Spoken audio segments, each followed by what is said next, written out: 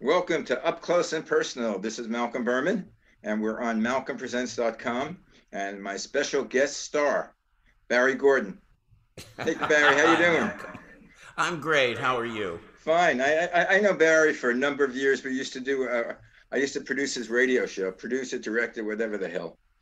But that was politics. Now we're just going to talk about the life of Barry Gordon. And now, Yeah, I see. We're both in bookcase land. right. We're both doing that. Yeah. Well, that's what I see all on, on the talk shows. Me too. You know, Yeah, exactly. the interview shows, everybody has bookcases, so I wanted to feel intellectual. Of course, I read every Exactly. one of those books from Of cover course to you. Yeah, I cover. hope you did. That's what they're there for. I thought So. they were there for display. Oh. No, now if you write a book, then you always make sure that that's right in the front, right? Where you Wh- can where wh- you wh- can see it. I always see that little trick going on Right, where which it's just reminds me, my sister-in-law writes novels, and hmm I remember years ago she had a book published, and I would go over to the bookstores, and I never saw the book. Of course, it was buried with a rack of books. So what I would do is take out the book, put it on the shelf with cover out, and that was my job in Los hmm Angeles. She's from New Sure. York, but that's a tough business. I think it's almost tougher than what you're doing. Acting is being a writer. Yeah. Yeah, I think it is. I think it is. But anyway, going back to your life, what I read is that at 2 years old you were on Ted Mack Amateur Hour. Actually, three. Three? I Oh, I think I was three when I did Tim Mack. Yeah. oh, Well, okay. when I actually did the national television show, I was three. Well, what did you do between between birth and three? Slept a lot. Uh Um, I ate a lot. huh. Um, Were you no, 12? Yeah. actually, I guess. I mean, a lot of this may be apocryphal because my my personal memory of this is a little vague.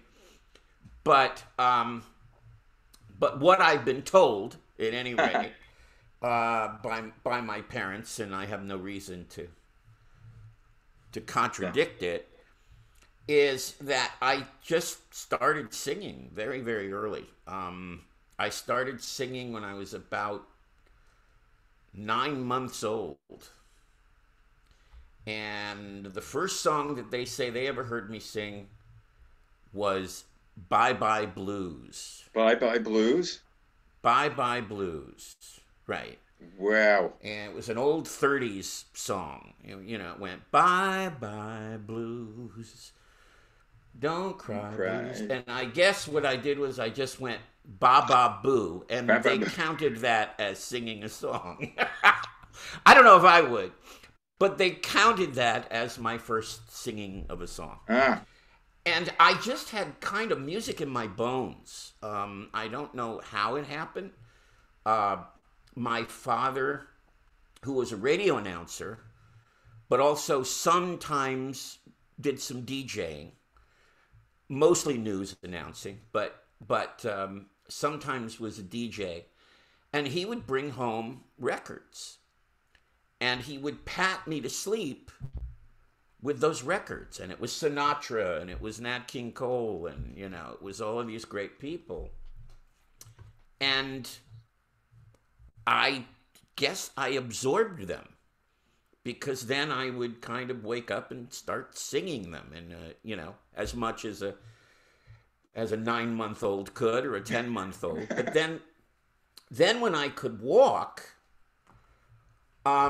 I started to take it on the road, which basically means that we lived in a development. They used to be called developments, right? There Yeah. was this development in Albany, New York, called Danker Village, and I would kind of go from neighbor to neighbor and sing for them. And one of those neighbors submitted my name to the Ted Mack Amateur Hour when they were having what were called the Tri City auditions at Albany, Schenectady, and Troy. And so just one day, my parents received a letter saying I've been invited to audition. Wow. So they asked me, they always asked me. And they asked me, do you want to do that? And I said, yeah, because I was singing for Neighbors anyway. Why not? And I did. And I remember my father taking me, and he was upbraided for bringing his child to the audition, and then he explained that it was his child who was going to audition. It was your audition. And they put me on a chair, standing on a chair, and I sang Cry. Johnny Ray's Cry. I did not do an impression of Johnny Ray. I nodded too. I just sang the song, and then I got on the national television show. I didn't win the national television show, but Do you remember who won? I think I came in second, but I didn't win. Do you remember who won? I think it was. I don't remember, but again, what I was told was that it was an Italian orphans choir. You were up against it. So I'm glad they won. Let me put it that way, because I had a lovely life, and if it helped them in their lives, that's fine with me. So, but I did get to be on national television. Wow. And that was my first appearance on national television. And then it's just weird how things lead to other things. And then there was a personal manager, who had a talent school, called the Star Times School. And he also had a local television show that at one point actually went network. It was on the Dumont network, the Channel Fourth 5 network. Channel 5 in New York. That's right. So, and he was the manager of Connie Francis. And I don't know if any of your viewers are old enough to know all of this stuff, but Connie Francis had some hits in the late 50s. Her biggest one was Who's Sorry Now? And he had this show. Now, I never went to the school. I never went to the Star Times school, but he put me on the show. And I was the youngest kid on the show. And by that time, I was 4. And I did that show for a couple of years. Huh? And then I did you have any? Were you nervous at all, or did being on TV, or it's just natural to you? No. I wasn't old enough to be nervous, and by the time I was old enough to be nervous, I had done so much that I wasn't nervous. So I don't think I've ever really been completely, really, really nervous about a role. I think I've been anxious, maybe, if it's something that I hadn't done before. If it was a character that was new to me, a type of character that was new to me, that might make me, push a little harder, think a little harder. But no, for the most part, I avoided the stage fright stage, and I'm very happy for that. Yeah, I don't know how you could do that, because I was producing like documentaries back last century, and I wanted to feel how people felt in front of the camera. So I took acting lessons from HB Studios, Herbert Bergdorf in the Village. And I would get so nervous before I had to do a scene in front of my class, not in public, in front of my class. I had to do a scene. And the night before, my stomach was upset and I couldn't sleep. Well, I have to ask you, when did you take a class? Because I knew someone very well who took Berghoff's class. This was probably... And that was Sandy Dennis.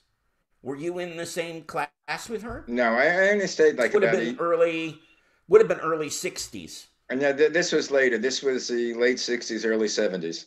Ah, okay, yeah, she was because out of it by then. Because I wasn't into. She'd already won her Oscar by then, so yeah. I wasn't into acting. I was just into. I wanted to see how it felt to be in front of the camera. I think ultimately, if I had, what I probably would have done is not so much acting, but I would have probably done directing.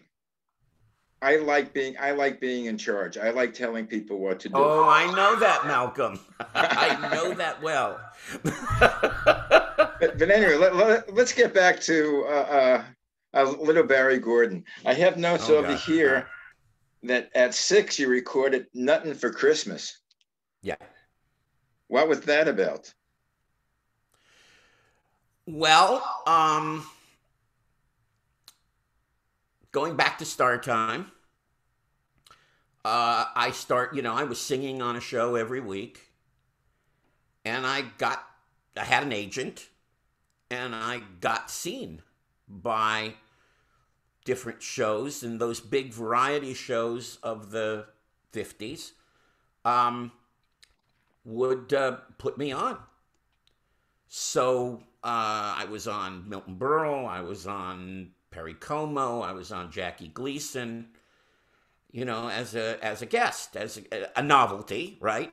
There weren't a lot of 4-year-olds that were running around singing, and so uh, they put me on, I'd love to get some of those old kinescopes.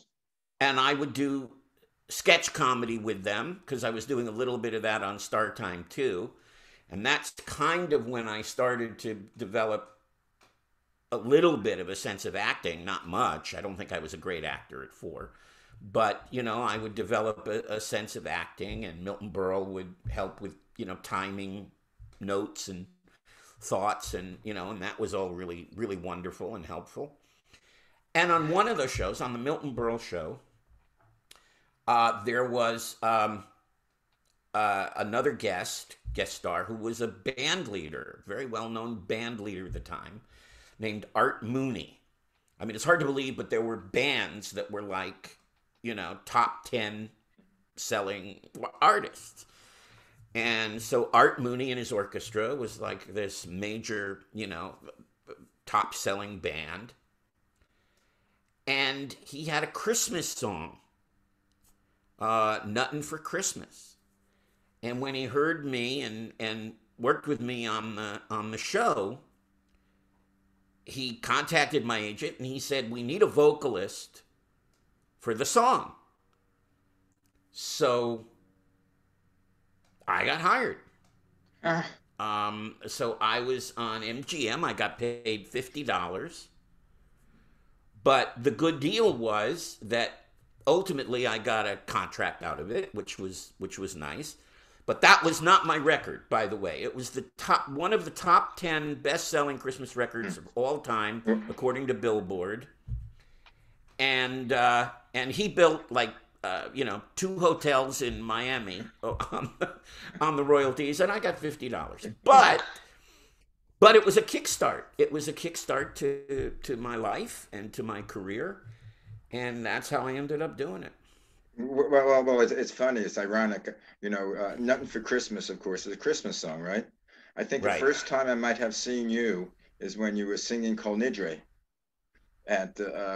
for Rabbi Jerry Cutler, Oh, and Rabbi who's your Jerry friend, Cutler. right? That's right. Yeah. Yeah. How things have changed Yeah. Oh, yeah. Well, from Christmas to Yom Kippur. It was written by 2 Jewish guys, though. So, Nothing for Christmas. It was written by Sid Tepper and Roy Bennett. And Yeah. yeah, they were 2 Jewish guys That's who had like also written songs for Elvis Presley, by the way. They wrote a lot better songs than Nothing for Christmas. But I don't know. Something happened, and it just took off, and it was so it made me someone was just telling me this the other day.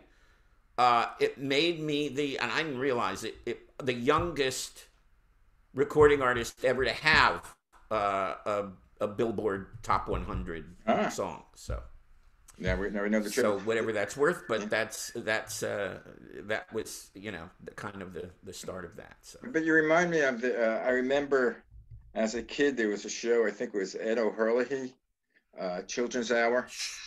sure. Did you ever appear on that, or were you? No. But I No, remember the that. only children's show that I did was Star Time, and then after that, it was all the adult network Yeah. shows like Milton Berle and Como, and then I made the big transition from singing to acting, where I did both in a movie called The Girl Can't Help It. with Jane Mansfield and And what was Tommy your Doyle. famous line from there? Oh, I don't remember. I absolutely don't remember my. You know it probably, but I don't. Well, I have it written down. Okay. And if you give me a minute, I'll find it. Well, I'm not able to. Oh, as Jane Mansfield passed you, you said, "If that's a girl, I don't know what my sister is." It's not a bad line. I did not remember saying that. That's it. Now, the thing is, which I think brought you more of a national fame, really people were aware of, when were you nominated for a Tony Award for A Thousand Clowns on Yeah, Broadway? yeah. How did you get that part? And how old were you? I was 13 when I did it. I had just been bar mitzvahed like a month before we went into rehearsals, rather. So I was 13. What, again, could be apocryphal because I've never been able to confirm the story. But it was a very unusual situation because I never read for that role. I never auditioned for that role. I was just kind of given that role, and it was based, I understand, on an episode of Alfred Hitchcock that I did.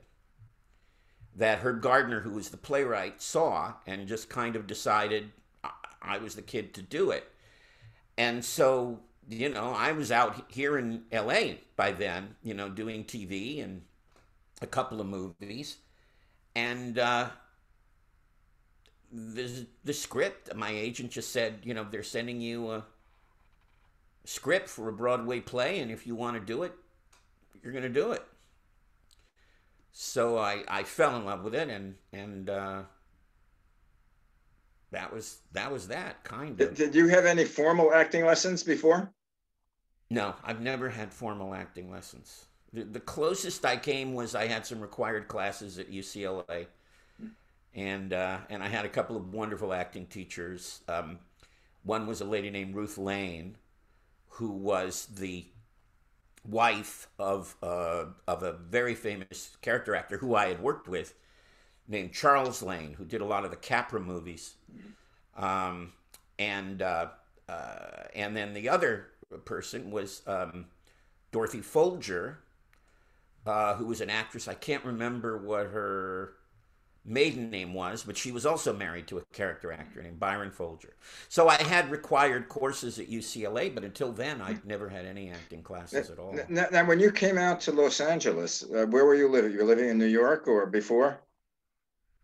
Well, yeah, we moved to New York when I got Star Time.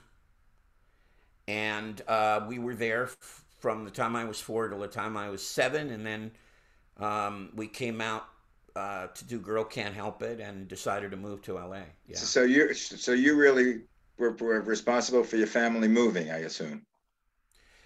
Yeah, I was. And for my father not having the job, I mean, they kind of promised him a job when he got here as on the radio. And, or actually they promised that in New York. That never developed. Mm-hmm. So yeah, I mean, they started living their lives around me, and that's not an easy thing to do. No. Now, after the Broadway, then you moved the whole family back to New York again, or just you came back?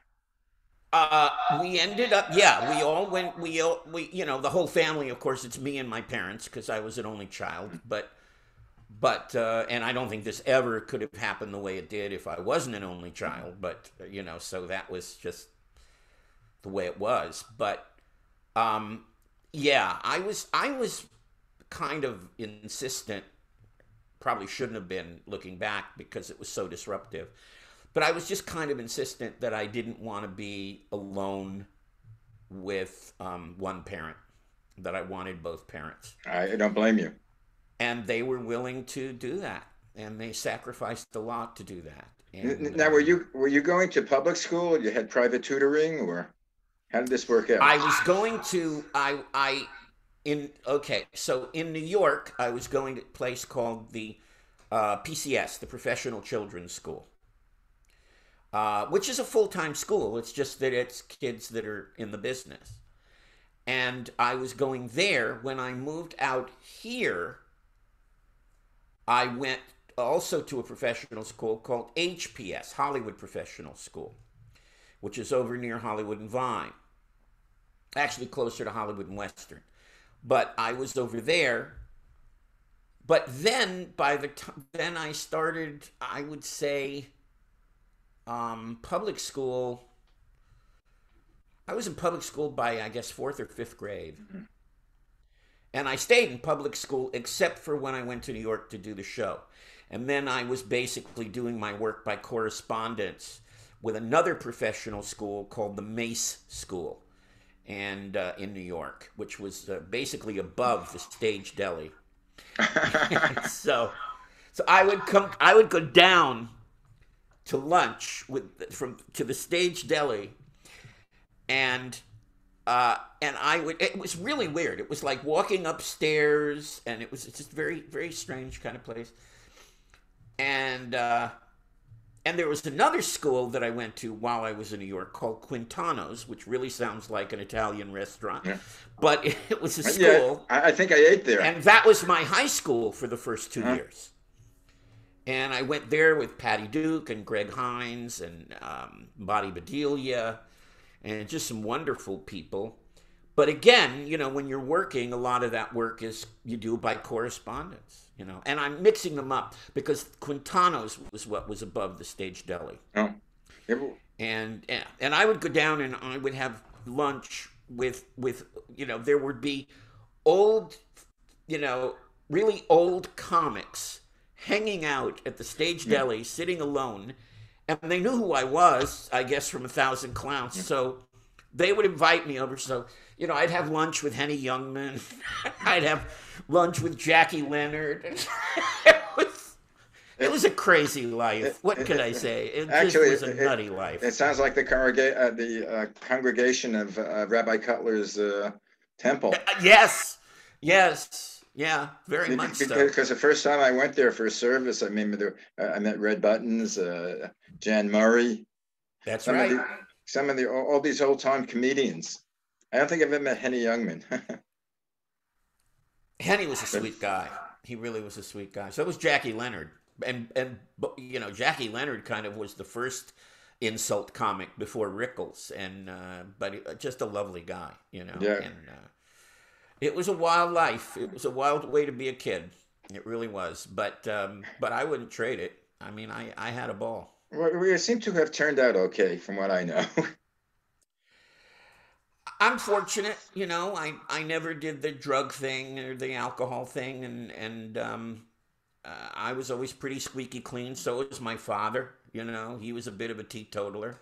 My mother liked a glass of wine, but my dad was more of a teetotaler, and I'll have a drink occasionally, but I never went there. I never had the angst of needing that kind of release, I guess. And whereas a lot of the kids who were child actors, unfortunately, ended up that route. Not all. Well, a lot of them have they had the responsibility and attention at an early age, Well, that was another good thing that I had in my life, was that when I became an actor, I didn't end up, probably because I was too Jewish looking to end up because in those days it was all, the blonde kids and the freckles, and that wasn't me. You're not blonde and freckled? No. So instead of ending up as a regular on a series, playing a kid like Beaver or Dennis the Menace or, Lassie or whatever, I ended up doing a lot of character roles as a kid. I would play Italian street urchins or Arab street urchins or French kids during World War II. I mean, so I ended up doing those one-offs, doing those single episodes, and I was different all the time. So I really think that helped me in life, because instead of basically being cute me, I had to kind of be other people. Cute other people. Huh? Cute other Well, people. I don't know if I was cute, but I played psychopaths and killers, and I mean, no, child killers. I mean, it was different, and then of course a lot of sitcom, but uh, but it was just looking. I think my career went that way, so it was really easy for me to move to being an adult actor because it wasn't any different. You weren't It identified wasn't. with you weren't identified with one character. Exactly, exactly. And it wasn't just kind of being a personality. It was taking on a lot of different personalities and a lot of different roles. So I think that was useful. I really do. And that set me up really well for A Thousand Clowns because most of that was before A Thousand Clowns. So And after you appeared in A Thousand Clowns, which actually was a great movie I saw with Jason Robards Jr. What yeah, happened afterwards? Because now not you're a big enough. time talent. That was probably my worst period in a way because I never really found the follow up to A Thousand Clowns. I was up for some things, I didn't get them. Um, I moved into other stuff, voiceovers, commercials. I didn't move into a series until I was in my 20s. And then I started to do a lot of sitcom series, but and short-lived usually. I don't think I was on any series for more than 2 years, but I always used to joke about it because even when I went on Archie Bunker's Place, it ended up being the last year for Archie Bunker's Place. So I kept thinking of myself as sort of the kiss of death for For this, for for shows, but I was on like 7 series. That some of them short lived, some of them wrapping up, and they brought me on. But yeah, the period when my middle teens was a tough period after what? Clowns. I think the biggest problem was when Clowns. By the time the movie of Clowns came out, uh, I was almost 17. Mm. And here I was in the movie playing a 13-year-old, and it was very hard to get older teenage roles. I mean, I got a couple in some movies that weren't terribly successful, but and everyone thought, well, you got to stay with movies, but I ultimately, I went to UCLA. But once I went there, I started to get very active again, and so I wasn't able to finish, and had to go back to school to my real alma mater, which is Cal State LA, and finish there. Did you ever get really down where you were going to give this whole thing up and give up acting and I think, go into I another think, profession? yeah, I think I probably had a period like that.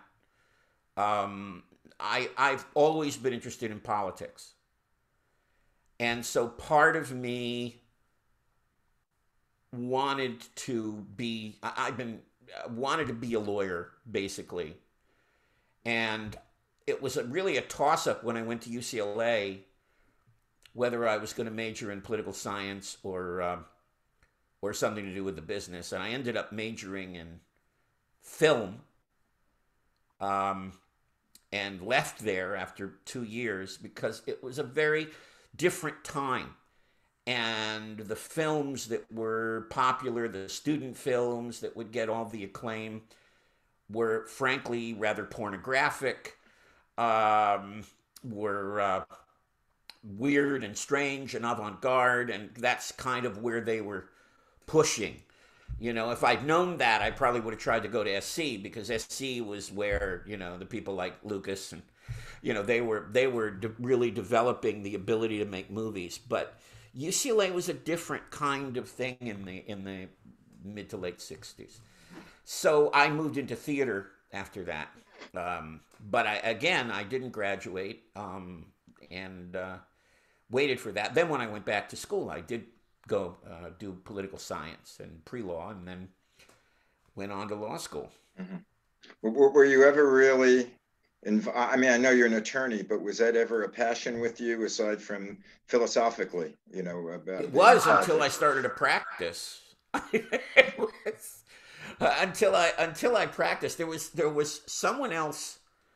I'm trying to remember. It was someone on some news show who was talking about the brief time. Oh, I think it was Chuck Schumer.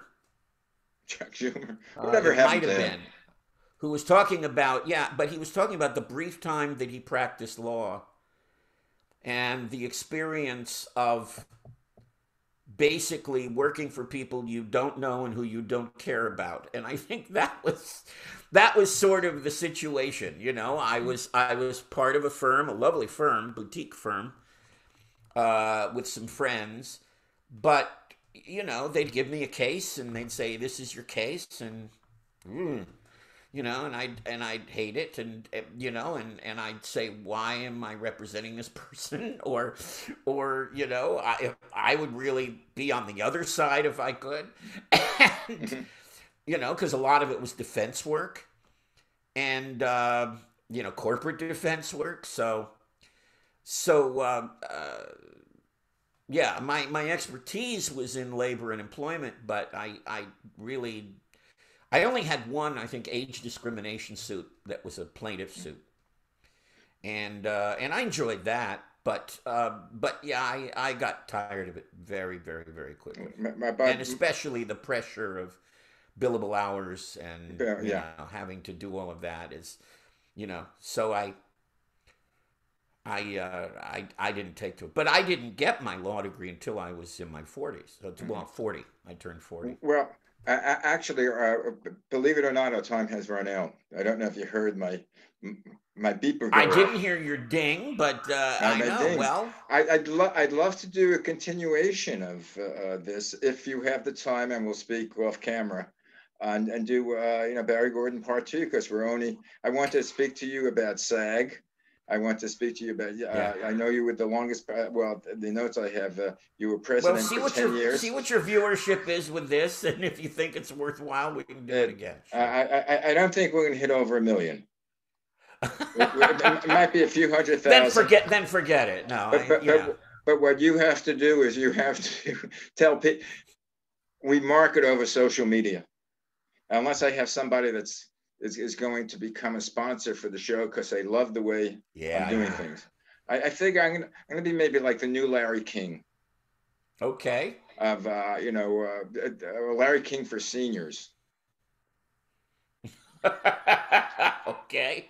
But sometimes I All right. feel like when doing the show especially with actors, I'm like, who's it, James Lipton from Oh the yeah. Actor Yeah. Studio. Sure. The Sure. combination of that and Ralph Edwards of This Is Your Life. Yep. But Yep. anyway, I thank you very much for joining me, Sure. and It's we'll my we'll pleasure, talk Al. about future endeavors, and we'll see once you're get over, when you have your law degree, and then you return to voiceovers and whatever your life is Okay. after that, and I'd love to find out your experience about running for Congress. Sure. We'll talk I about think that. I think we met about that time, and when you were doing I the think show with that's me. right. Yeah.